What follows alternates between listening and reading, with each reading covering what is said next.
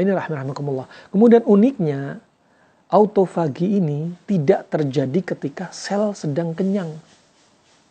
Ya, autofagi akan berhenti kalau Anda banyak makan. Ya, kalau kita banyak makan. Padahal dengan autofagi ini, virus, bakteri, jamur ditumpas. Nah, kemudian juga autofagi tidak terjadi ketika sel kenyang karena apa? Banyak asupan nutrien. Ya, melainkan apa? Ketika ia kelaparan akan terjadi autofagi. Makanya sebutkan oleh salah seorang profesor dari Cina, dia menyebutkan ketika perut kita kosong, di pagi hari kita makan buah, sesuai jadwal detox di pagi hari. Pagi hari kita makan buah, ya enzim pada buah bercampur dengan enzim pada amilase dan lainnya di mulut kita akan menjadi antioksidan yang sangat kuat. Pembunuh kanker, Masya Allah. Jadi apa? Sebenarnya masih banyak obat-obatan dari makanan kita, minuman kita, ya, yang mengaktifkan sel tubuh kita. Bukan seperti pengobatan pasif, ya, pakai obat-obat dari luar untuk membunuh kanker dan sebagainya. Masih kita bisa mengaktifkan melalui makanan kita. Makanya kata Hippocrates, jadikan makanan kamu sebagai obat. Kata Harith bin Kaldah, ij'al ta'amak dawa. Kata Harith bin Kaldah, al-himyatu ra'sud dawa, al-ma'idatu ra'sud da, wal-himyatu ra'sud dawa. Ya, perut itu adalah sarangnya penyakit, dan pola makan itu adalah inti dari pengobatan. Ya, termasuk memuasakan itu pola makan juga. Kemudian jadi proses autofagi terjadi hanya saat kita berpuasa. Metabolisme karbohidrat dalam tubuh akan meningkat. Dibakar tuh karbohidrat. Ya, karbohidrat dibakar. Makanya jangan banyak makan nasi. Ya, protein aja masih lebih mending daripada nasi yang dibanyakin. Nah, kemudian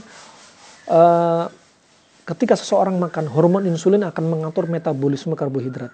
Ini pankreas. Nanti ada tembusannya ke lambung, dekat lambung, untuk dia keluarkan insulin, untuk dia memetabolisme karbohidrat di dalam tubuh.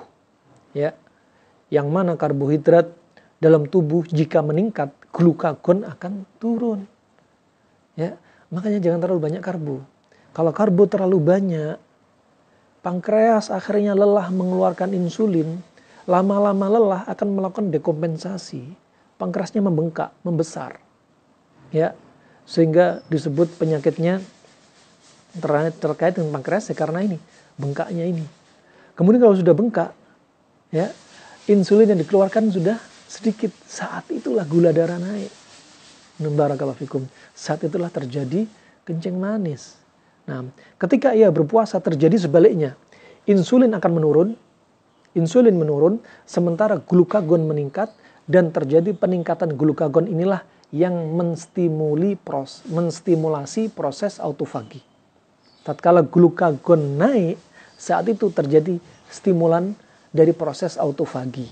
Apa yang bisa menghentikan proses autofagi? Kapan berhenti? Ketika kita makan. Ya. Kadar gula dan protein yang berlebihan itu akan membuat pembersihan diri terhambat. Orang yang banyak karbohidrat sama protein berlebihan, detoksnya terhambat. Juga demikian, gula, garam juga demikian.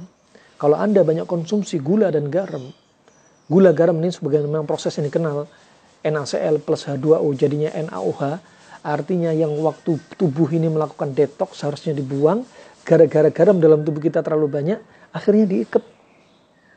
Nggak jadi keluar tuh racun, atau keluar cuma sedikit. Makanya hati-hati, jangan terlalu banyak karbo, protein juga jangan terlalu banyak, gula, garam jangan terlalu banyak. Nah, makan udah secukupnya. Nyemil jangan terlalu banyak. Makanan instan-instan ya, boleh, tapi jangan terlalu sering, jangan terlalu banyak. Barakallahu fikum. Fa ini rahimahumullah jami'an. Dan hal ini terbukti pada tubuh penderita Alzheimer dan kanker. Penderita Alzheimer dan kanker. Bahkan hewan saja ketika sakit, solusi pengobatan diri mereka adalah dengan puasa. Ya. Sampai disebutkan ya, ucapan-ucapan mereka, makan ketika sakit sama saja dengan memberi makan pada penyakit. Ya, pada penyakit itu sendiri. Kenapa? Karena kalau sebenarnya kita sakit nih karena makanan.